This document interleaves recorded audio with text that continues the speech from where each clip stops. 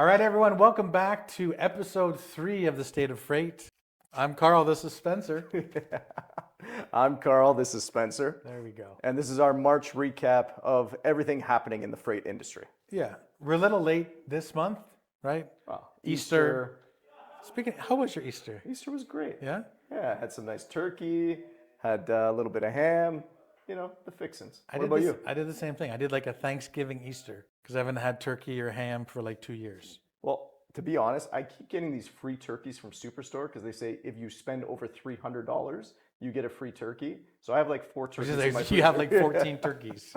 Okay, so let's get into this. So what are you seeing so far? Obviously, we've wrapped up March, right? We've got some great topics this episode, but like give me like the quick synopsis. What are you seeing? Well, we've obviously seen freight rates spike across the industry. We're going to touch on a couple of those topics and what we're seeing and what's causing those impacts. So we'll get into fuel, spot versus contracts, some capacity tightening, and as well as what the tariffs are doing to the marketplace. Yeah, big news on the tariffs for sure. It probably makes sense to jump into fuel because that is the biggest mover right now. It's obviously the second largest cost outside of drivers. Yeah. What are you seeing? Well, obviously we saw a dramatic increase from February to March. Fuel went up to $119 a barrel. Obviously this is all caused by the war in Iran, the Strait of Hormuz closure. We saw DOE freight indexes go up 16 to 20 cents per mile. We saw the Freight Carriers Association price go up 33% from February. Just huge increases all across the board. And so with the sharp increases that we've seen over the last 6 weeks in fuel, I think it's safe to say that most carriers are either pushing back, they're trying to hold relationships as much as they can. That's what we're seeing here. But also rates have been historically low that they're reaching a breaking point, right? We're seeing introduction of fuel surcharge programs, right? That has to happen. And we're seeing certain lanes where carriers are just realizing it's not profitable, right? They've got to give it back. Yeah, it's definitely testing the relationships, right? Again, when there were incremental increases, you're seeing, they're absorbing that rate. Like it's not a big deal. But when we're talking about, 300 gallons for a truck, an extra $1.60 a gallon or $1 a liter, it's 25% of the cost. It's 25% of the operating cost of the truck. And when it's an extra $500 per tank, like you got to start asking yourself some questions, right? Which brings us to our next point, which is spot versus contract freight. Obviously, we're seeing a lot more spot business available these days. The rejection rate was 14.2% in March. Again, that would illustrate that it's a very volatile market. Yeah, that would make sense. I'm glad it makes sense. All I know is the tender rejection rates are through the roof. And I don't think contract is keeping up. No. Spots they're leading the charts right now. Yeah. And I think carriers are being more selective with the freight that they choose. Yeah. Again, it comes down to they just can't sustain the pricing models that were in place with the contract freight. Yeah, but it seems to be, there's pockets, right? This isn't all across the board. There are certain regions where I think we're seeing higher spikes and higher tender rejection rates. So we're seeing, obviously, the spot market is being more affected, right? But how is that tying into fuel? Are we seeing a bigger jump in spots because, like maybe West Coast freight, when there's more of a fuel component of that rate? Well, I think what we're seeing more and more of are these mini bids that are coming out, right? And we're seeing these 3-month and 6-month commitments versus the year, 2-year, or 3-year commitments that we used to see before.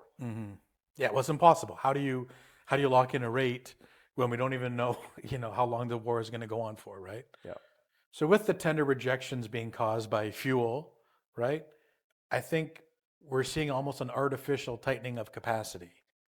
Well, I think they actually go hand in hand, right? Like the reason that prices are spiking, the reason that people are walking away from contracts is because fuel has gone up and capacity has started to contract. Right. But is that driven solely because of tender rejections or fuel pricing, or is it more to do with, our foreign worker programs, right? We're We're seeing visas not being renewed. Yep. We're seeing visas expiring, and those drivers are being sent back home. There's not any new immigration policies to get new drivers coming into the market. I think that's just all exacerbating this whole problem. Yeah, for sure. Like you mentioned, I think it was Delilah's Law on the last Yep. podcast, Yep. right? As English proficiency. Yep, CDL regulations that are in Yep. place now. So there's a lot of things that are pushing drivers out of the market because of the high operating costs, even just to get your certification these days. We're not even talking about all the bankruptcies that we've seen. That's it, yeah. There's, Yeah.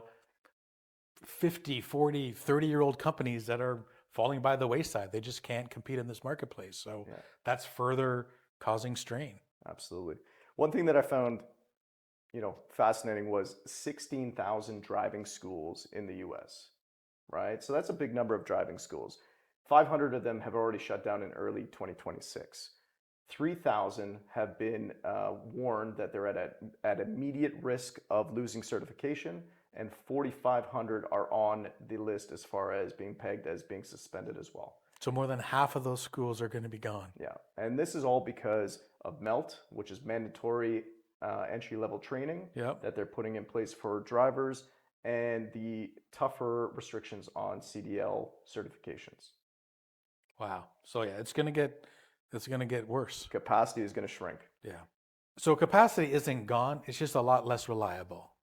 I would say so. I think, again, we spoke about it before, but carriers are being more selective about where they go, right? Yeah. And with that being said, what ends up happening is it's a lot harder to find, 10 trucks for that one load. It's now 2 or 3. So what factor do you think tariffs have had in all this? That's $1 million question, Carl. I can tell you this, the tariffs caused uncertainty. It caused confusion in the market. It caused shippers to change their freight flow patterns. Some held back shipments because they weren't sure what was going to happen. I think a lot of importers, sort of reduced some of their inbound materials coming in. And because of that, we saw these weird spikes and peaks and drops and dips. And it's so hard trying to work around those kind of inconsistencies. Yeah, I think you can't plan properly. I think what you're trying to say is the inconsistencies of inbound versus outbound flow, having to kind of run further distances. Yeah, there's no balance. Yeah, the balance has been interrupted, right? Yeah. So again, you might have to travel an extra 50, 60 miles to pick up, a different shipment because the tariff ruling has stopped some shipping of a certain product. Yeah. Who knows what it is, right? Yeah. The good news is the Supreme Court basically just ruled that there's $166 billion of rebates that have to go, refunds have to go back, it's historic. That's monumental. Yeah. So one thing I did read though is you have 180 days in order to put in that claim. Don't delay. Don't delay. Also, there is going to be a portal that gets put up where you can make that claim online. Mm-hmm. Yeah. The part that really sucks is I think we're going to see a shift of these particular tariffs that were used under the Emergency Powers Act or whatever it was. I think we're going to see a shift, and they'll be reinvented under other trade programs. Mm-hmm. They will obviously they'll be limited in scope and time, but we'll have to see how that plays out.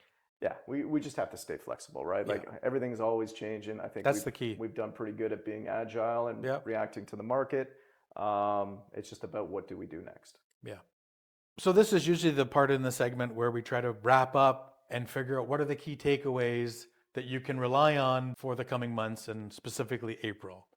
So what advice do we have, Carl? Yeah, so I think, some of the things that we have to do is we have to get that fuel schedule in place, both on customer and carrier. I think it's very important.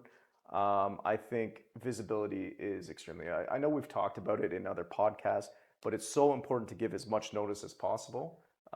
It just helps us, right? Helps us plan. Absolutely. We can start lining up our inbound with the outbound that's going on. Yeah. And as you mentioned, capacity isn't gone. It's just less reliable. When there's less reliable factors at play, we just have to have as much notice as possible in order to react to the market properly. Yeah. Okay, so that's a wrap. Another episode has completed. Our March recap is complete. Yeah. I don't need these anymore. So what are we going to do? We're going to give us a like, a follow, a share. If you need to reach us, www.isgtransport.com. See you next month, and thanks for tuning in.